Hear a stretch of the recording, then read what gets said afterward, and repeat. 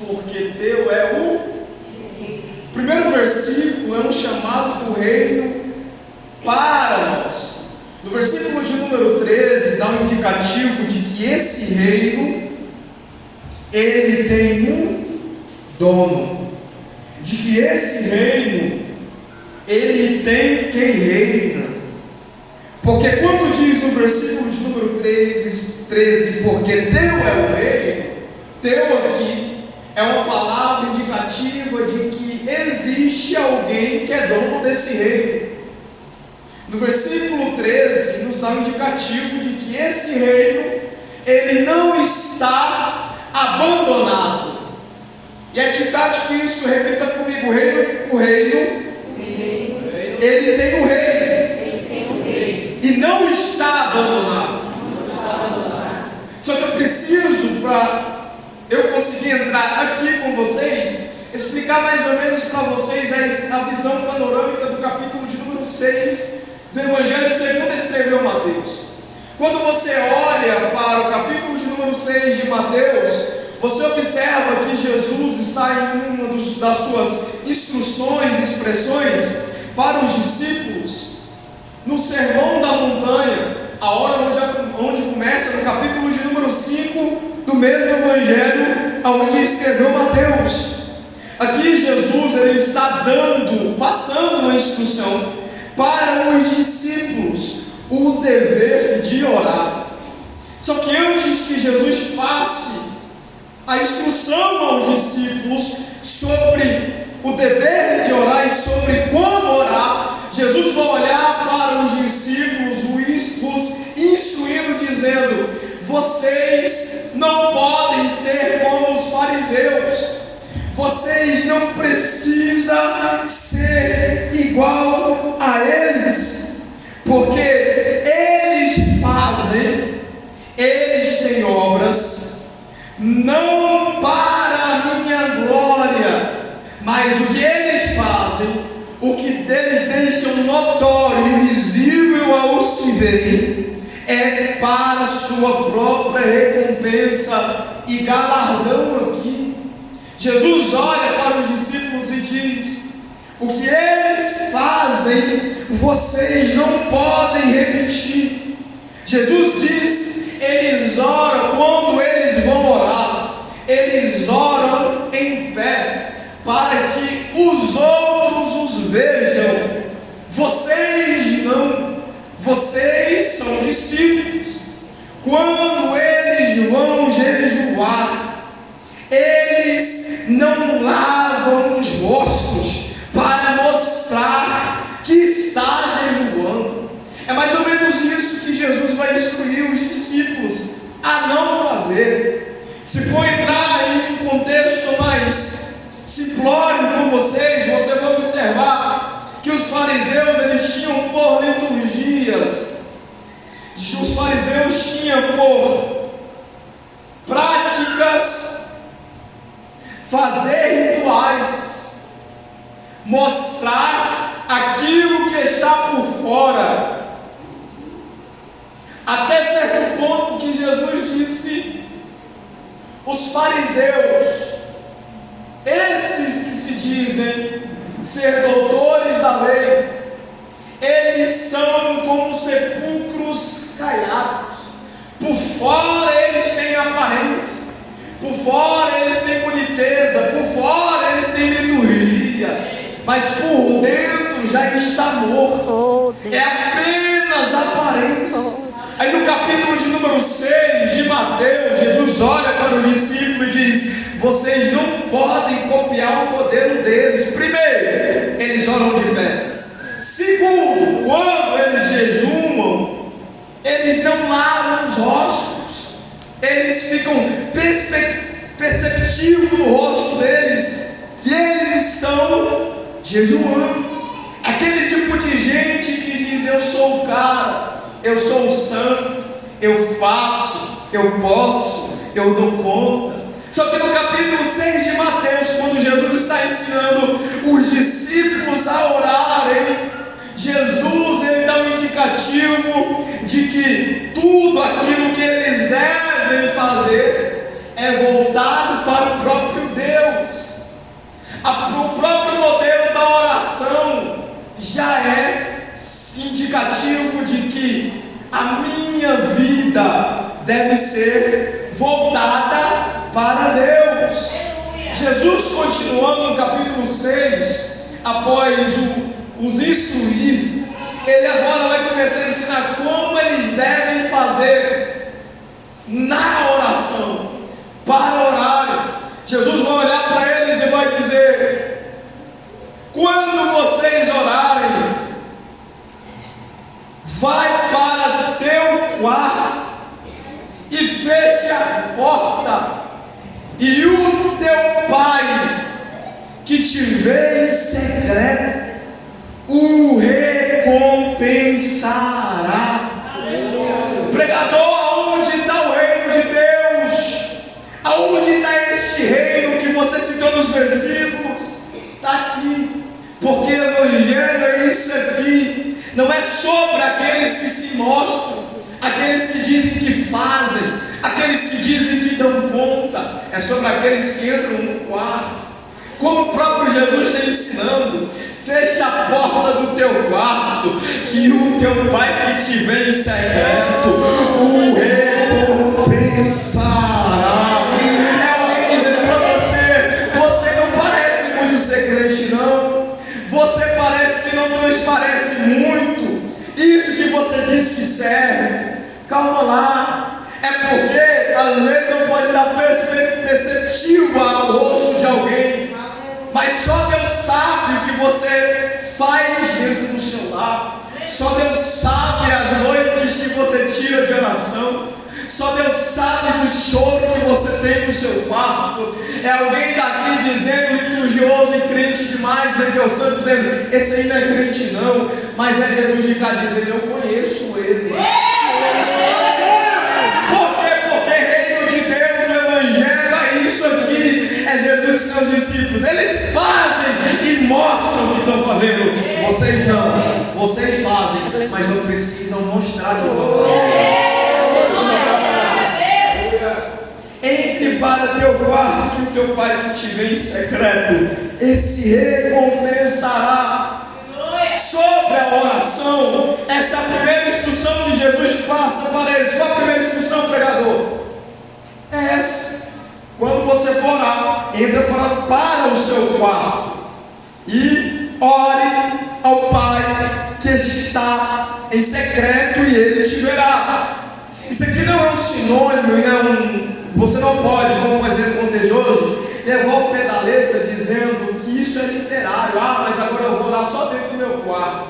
Não. Quando você vai para o Novo Testamento, você vai olhar e vai perceber o próprio apóstolo Paulo sendo direcionado pelo Espírito Santo de Tessalonicenses, dizendo: orai sem cessar. Por quê?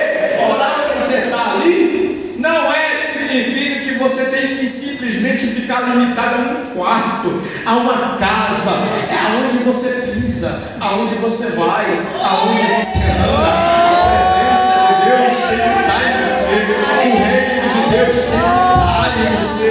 Então, quando Jesus diz isso a eles, como se dizer, uma figura de linguagem. É Jesus dizer para eles: vocês não precisam se mostrar, porque eu conheço vocês. A segunda instrução que Jesus dá é que quando eles forem orar, no capítulo 6 de Mateus, é que eles não podem usar de vãs repetições como fazem os pagões, pois não é pelo fato de muito falar, é o texto que será ouvido. É gente dizendo: eu oro 3 horas por dia seguida. É gente dizendo: eu oro 4 horas seguidas por dia. Tudo bem, oração é bom demais, mas é o texto que está dizendo: não é por muito falar. Se você entende que você consegue ter palavras durante 3 horas de oração, 4 horas de oração, tudo bem, tudo certo. Mas tem gente que ora 3 horas, 4 horas, 5 horas, de joelho, dizendo: eu sou o cara, eu sou crente. Usa palavras como se fosse o próprio divino, dizendo: é Celso Deus, é soberano Pai. Não! Isso não é evangelho. Evangelho está aqui no capítulo 6. É Jesus dizer: quando vocês forem orar, digam: Pai nosso que estás no céu, santificado seja o teu nome, venha o teu reino, seja feita a tua vontade, assim na terra como é no céu. Não é, oh glória, não é assim no céu como na terra, é assim na terra como no céu, porque não começa na terra, começa no céu. Oh glória, dai-nos hoje o pão de cada dia, perdoa as nossas dívidas, assim como nós perdoamos aqueles que nos têm ofendido. E por aí vai, a moderação de Jesus dizendo: isso é simples.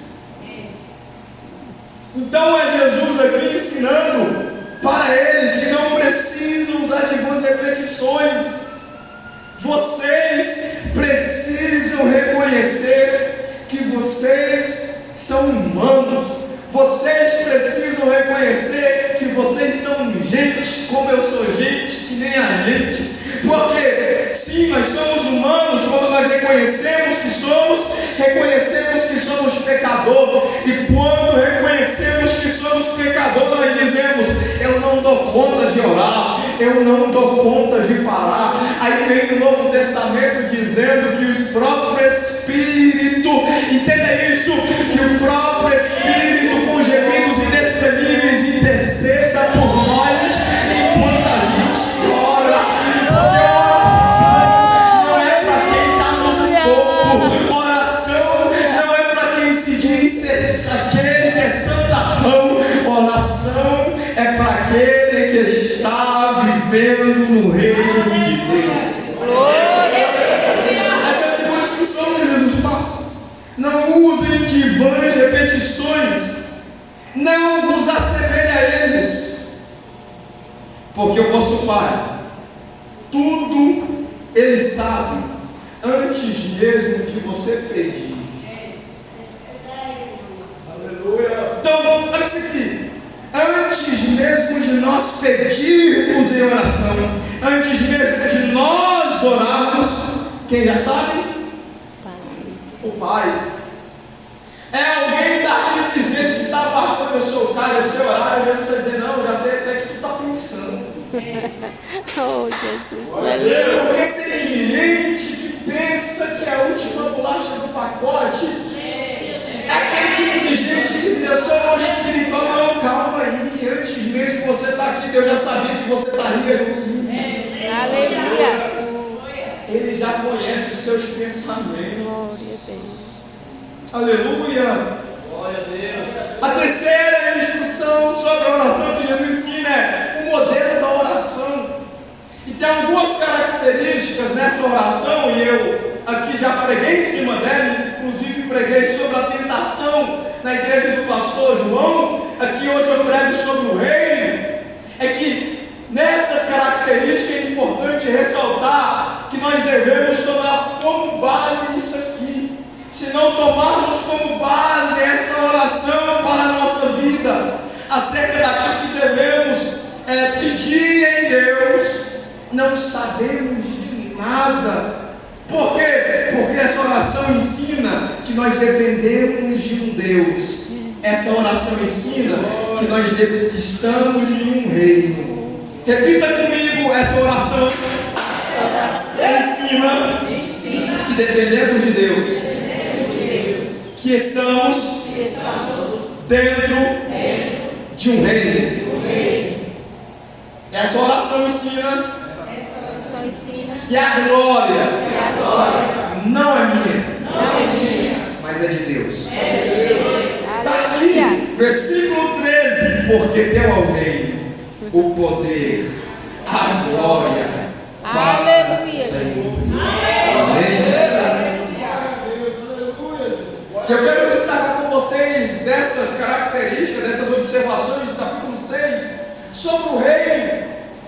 E como eu disse no início, diferenciando o versículo 10 do versículo 13, é que no versículo 10 diz: venha o teu reino. Eu chamativo no versículo 13 é um indicativo de que esse reino tem um dono, porque existe uma palavra teu. Se é teu é porque é um indicativo de que é de alguém.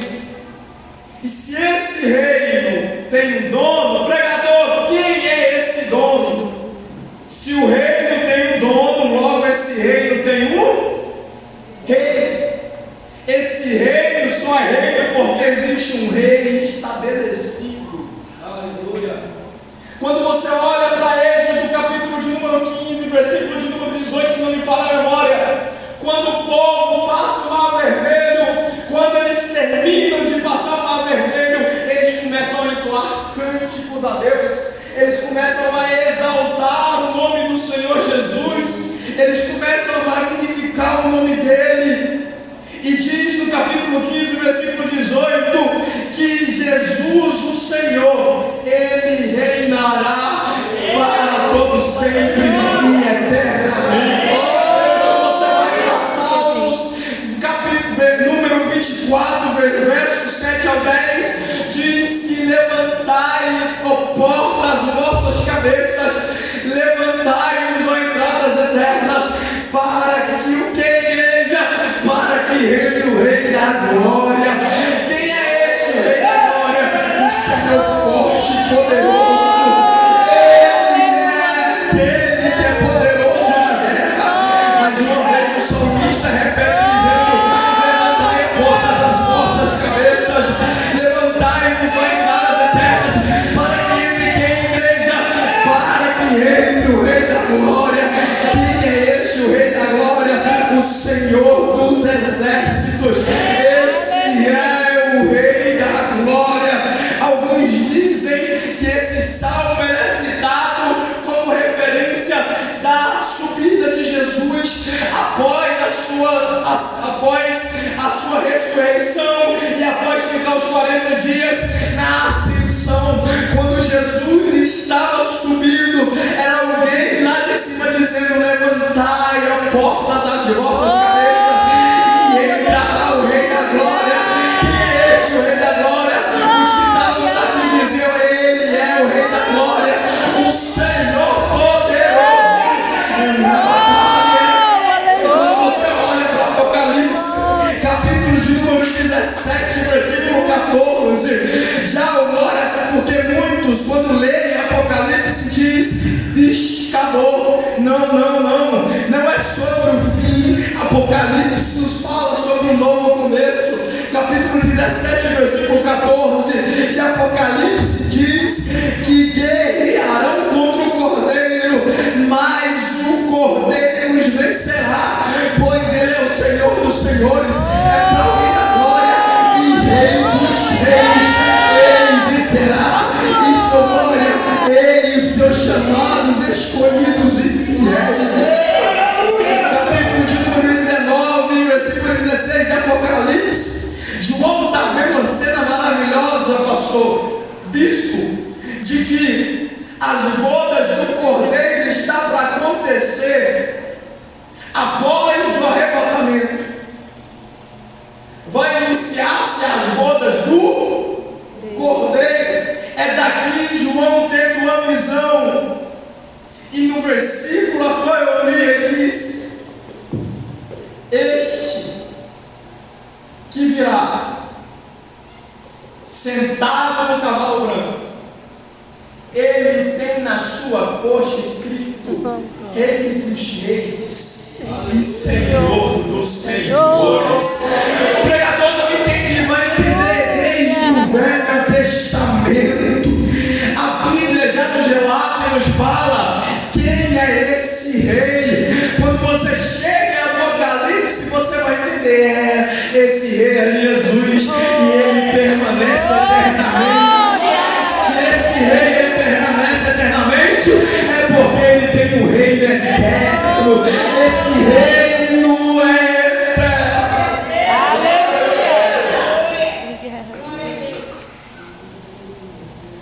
Oh, glória. E a gente precisa entender isso aqui. Pregador, calma aí, que rei que você está falando? Eu comecei em Mateus capítulo 6, para você não se perder. Eu comecei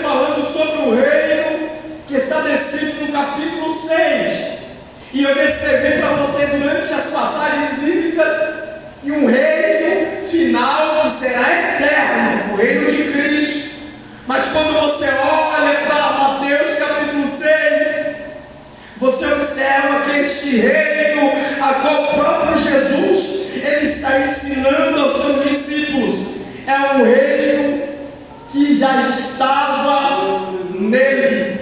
Pregador, não entendi, vai entender. Lucas capítulo de número 17, versículo 20 e versículo de número 21, que diz: o reino de Deus, ele não vem de forma visível e nem se dirá ali está ou aqui está, porque o reino de Deus está no meio de vós. Pregador, não entendi. Quando você olha para os evangelhos e principalmente nos seus inícios, vai aparecer um homem chamado João Batista.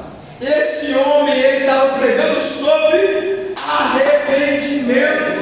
Ele dizia: arrependei-vos, porque o reino dos céus é chegado. Eu vou repetir para alguém pegar.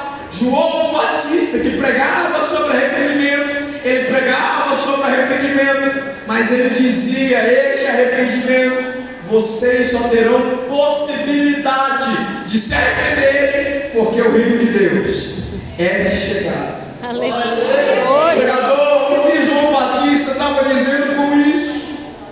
Ele estava dizendo sobre o próprio Jesus.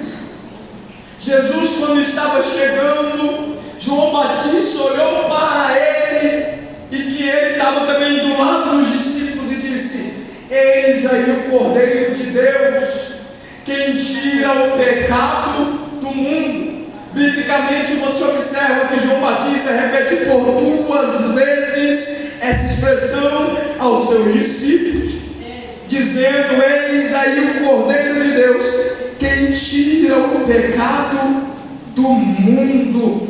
João Batista, por sua vez, você vai conhecer pela história que ele é aquele que estava preparando o caminho para o Senhor passar. João Batista, por sua vez, biblicamente você também vai conhecer que ele é a voz daquele que clama no deserto. Ele é apenas a voz do que clama. Se ele é a voz do que clama, existe alguém clamando por detrás dessa voz.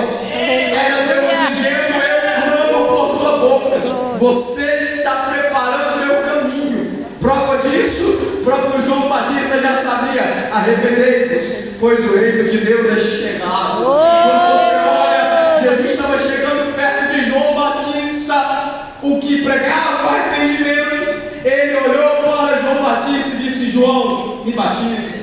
João Batista vai olhar para Jesus, pastor bispo, e vai dizer: eu não sou digno nem de desatar a própria sandália dos seus pés. Jesus vai olhar para ele: eu não quero saber disso. É preciso que isso seja cumprido, esse propósito seja cumprido, para que haja a justiça, para que o reino de Deus chegue em nós. Pregador, quer dizer que o reino de Deus não estava estabelecido em nós? Não. Quando você olha para Gênesis capítulo de número 2, capítulo de número 3, Adão e Eva pecam, eles erram, eles falham, eles transgridem. Por quê? Porque eles ouviram a voz da serpente e diz: é bom esse fruto, e pelo fruto eles caíram.